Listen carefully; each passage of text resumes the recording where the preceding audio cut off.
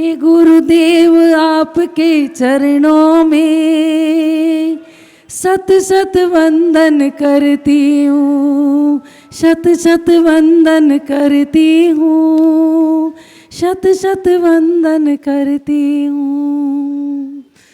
गुरुदेव, हम मंदिर भी जाते हैं रोज, मूर्ति के दर्शन भी करते हैं, पंचकल्याणक में भी जाते हैं, लेकिन गुरुदेव हमारी विशुद्धि भी बढ़ती है, लेकिन किस प्रकार की विशुद्धि हमारी बढ़नी चाहिए आपके अनुसार? तो गुरुदेव हमको मार्गदर्शन करें। मंदिर जाओ पर मूर्ति के दर्शन मत करो। मूर्ति के दर्शन करने से विशुद्धि नहीं बढ़ती, भगवान के दर्शन करने से विशुद्धि बढ़ती। हमें ये देखना है कि हम किसके दर्शन कर रहे हैं। अगर हम मूर्ति के दर्शन करेंगे तो मूर्तियाँ गिनते रहेंगे, उनका वर्ण विन्यास पर ही हमारा ध्यान जाएगा। संत कहते हैं मूर्ति नहीं, मूर्तिमान को देखने की कोशिश करो। जब थोड़ी देर के लिए कल्पना करो, अगर हमारे सामने अचानक भगवान उपस्थित हो जाए तो विशुद्धि के लिए किसी से प्रेरणा लेनी पड़ेगी क्या? बोलो, हर्ष से पागल होंगे कि नहीं होंगे ना?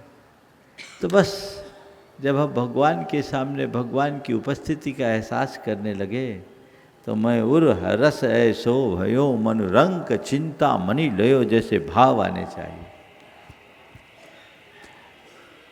यथार्थ विशुद्धि ये है, मन में अहोभाव की अभिव्यक्ति। ऐसा होता तो है पर यदा कदा ही हो पाता है, क्योंकि हम लोग अपनी धार्मिक क्रियाएं एक रूटीन की भांति करने के आदी हो गए। वो हमारा रूटीन बन गया। यदि अंदर की भावधारा वैसी बनाकर करे तो जीवन का मजा ही कुछ और होगा। जैसे किसी महापुरुष से मिलकर हम बाहर निकलते हैं तो हमारा चेहरा खिला खिला होता है। भगवान के मंदिर के दर्शन करके बाहर निकलते समय का चेहरा कभी देखो अपना। इसका मतलब क्या है? हम मंदिर गए हैं पर भगवान के दर्शन से वंचित रहे। हमने मूर्ति के दर्शन किए हैं और कुछ लोग तो अपना दर्शन देने जाते हैं, तो उसका क्या फर्क पड़ेगा? दर्शन करो। हम सब दर्शन तो करते, दर्शन का अर्थ जानते हैं? दर्शन का मतलब क्या होता है? भगवान के दर्शन करने जा रहे हैं। भगवान का दर्शन करने का मतलब क्या? हाँ, देखने जा रहे हैं। जैसे लड़का लड़की देखने जाते हैं, क्या कोई देखने जा रहे हैं भगवान है कि नहीं है सलामत। सामान्य अर्थ दर्शन का देखना है, लेकिन यहाँ पर दर्शन का अर्थ देखना नहीं। दर्शन करने का मतलब है भगवान से मिलने जाना, भगवान की से भेंट करने जाना। अगर हम भगवान से मिलने की भावधारा लेकर जाएंगे तो एक अलग मनस्थिति बनेगी, सोच ही बदल जाएगी। अपने मन से पूछो, भगवान से मिलने जाते हैं? जाने के पहले अपनी भाव दशा बदलने का प्रयत्न करना चाहिए। जैसे किसी बड़े आदमी से मिलने जाना होता तो कैसे जाते हो?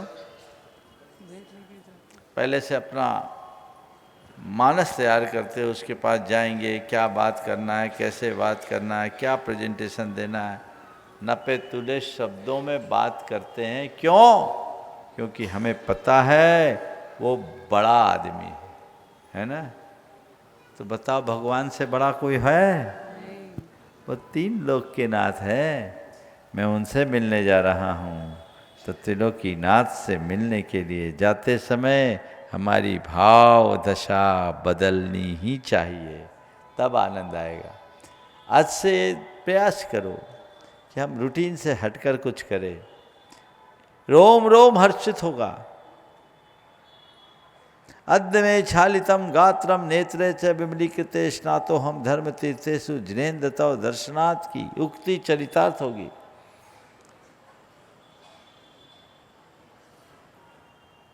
ये भाव अपने अंदर होनी चाहिए।